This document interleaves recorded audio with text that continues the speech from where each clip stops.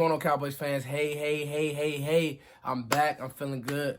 We have a very big matchup tomorrow, Thursday, with these stingy 6-6, very mediocre Chicago Bears. So, in the midst of me getting ready to go to Florida, I had to make sure that I got to this game preview, and I got something special for you guys. I have an early look at a prospect because while some of you guys may not be ready to talk draft, I'm kind of getting a jump on it. It just is what it is. That's not a knock, and that's not me saying that this team can't get hot, but breaking news, the Cowboys aren't going to the Super Bowl. I've seen this story too many times. Jason Garrett is basically coaching for a job, and while a lot of it to me is culture, to me, you're going to fire the coach and then blame will shift elsewhere. So that's what the NFL is. It's a blame shift place. Right now, it's the coach. After the coach gets fired, it'll start to shift to the players. So we'll see how that turns out for the players and whoever this new coach and this new regime, and I'm sure we'll talk about it and I'll be able to break it down and all that stuff. But right now, I'm here to talk Bears. A very winnable game for the Cowboys. So before I get to that, the battle of the mediocres, because the Bears are 6-6 and the Cowboys are 6-6, and let's just do some housekeeping, all right? Cable for cheap. Sportscaster tomorrow. I will be going live on Sportscaster. You guys see the logo. Make sure you come on over with me. Watch the game with me. We'll talk about it. A lot of you guys have been doing that, and I appreciate it. Cable for cheap. All right, guys. I want to talk about cableforcheap.com. Listen, I stand by this product. Point blank, period. This is the best thing since sliced bread. I'm telling you now, the split screen, the sporting events, the pay-per-view, the movies, I put it like this, I can't even get the words out because I'm that excited to tell you guys about Cable for Cheap.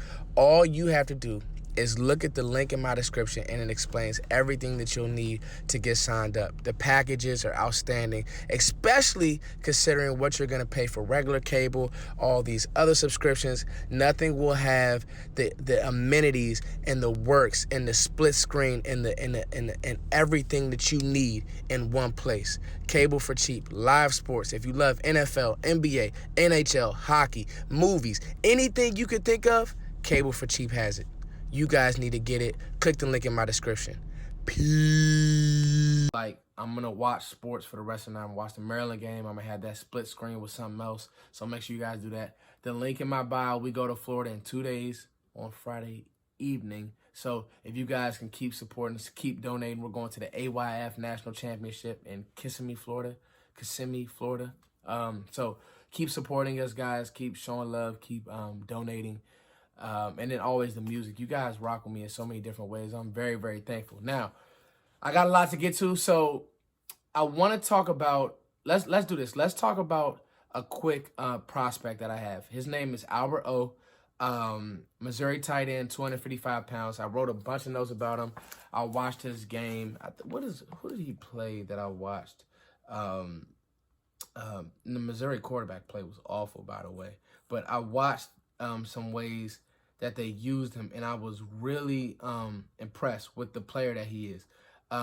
So a problem that the Cowboys have had, to me, for the longest, he played South Carolina. And I watched that whole game, and obviously you guys will see some highlights of the player. But so a problem that I've had with this team for the longest is, you talk about culture in so many ways. What team just lets a player like Jason Witten, who's clearly over the hill, just walk back onto the team? And he's clearly, stunted the growth of players like Dalton Schultz, Blake Jarwin. Blake Jarwin doesn't even get on the field.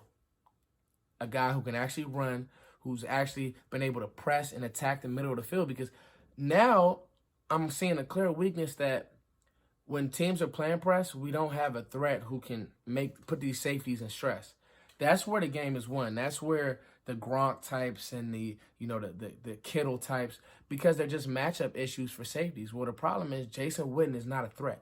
He doesn't threaten any defense. 5 turnaround, he's on the ground. And, to me, where we're going to be drafting at, the only best at that position you'll be able to get is either like a center or a tight end. Safeties will be gone. The best safety will be gone. The best corner will be gone. Even a top 2-3 corner will be gone. receiver play, and we're not going to draft a receiver. So I'm looking at a player in Alberto, and I'll read my notes. I see a player who's a giant. I mean, he's a giant.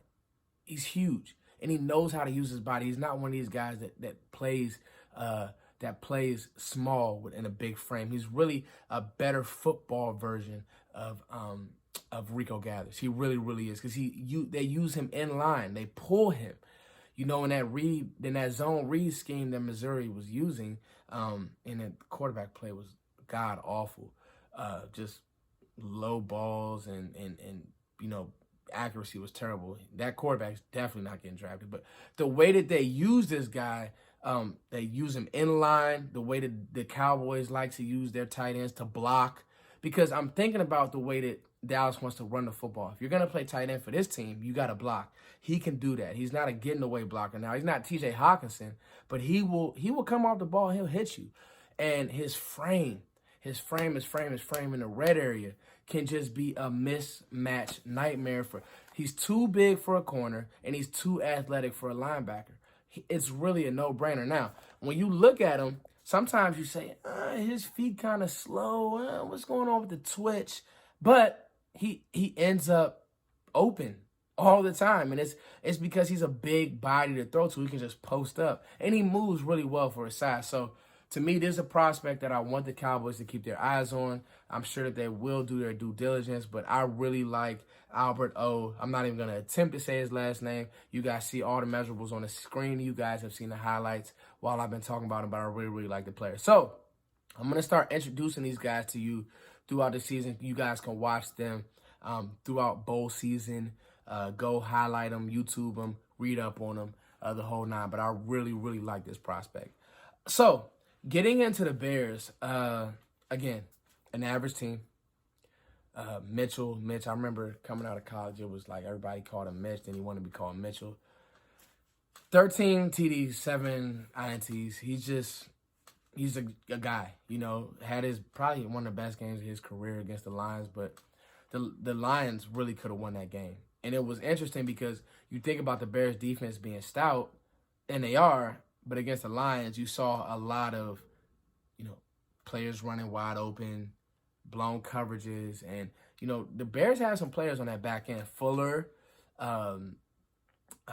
Eddie Jackson from Alabama. He's a really good safety. He will bait you.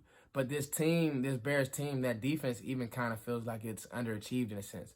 Khalil Mack only has 6 sacks, but he does take the ball away. He gets around that edge and he strips the ball, so Dak is going to have his antennas up. But it's a very winnable game.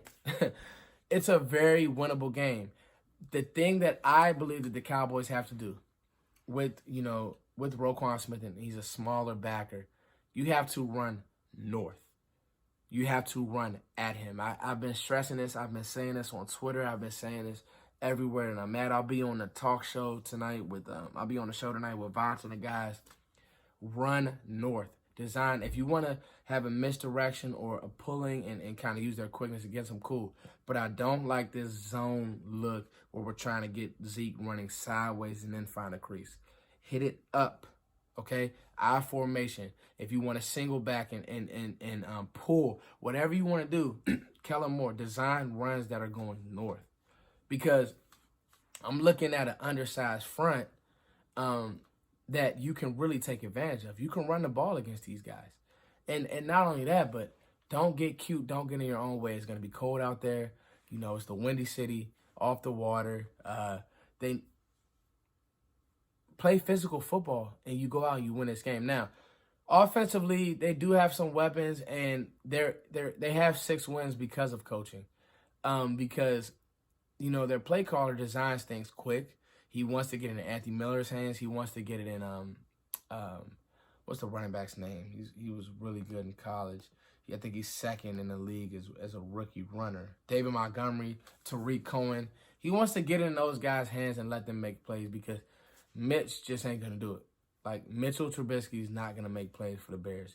You could just forget it. So, in that, like I said, he wants to get it. He wants to get the ball in his playmaker's hands. And Mitch and Anthony Miller had a good game against the Lions, but the Lions defense is kind of dog food. I want to hold out hope on Cheeto and Byron and the whole nine, but I just need them. At some point, they got to jump a pass. At some point, they got to make an interception. At some point, they have to take the ball away. You know, not pray for, you know, a Josh Allen fumble that he just jumps back on it, but literally take the ball away. At this point, it's laughable the fact that we don't have any turnovers, like that we just don't create turnovers.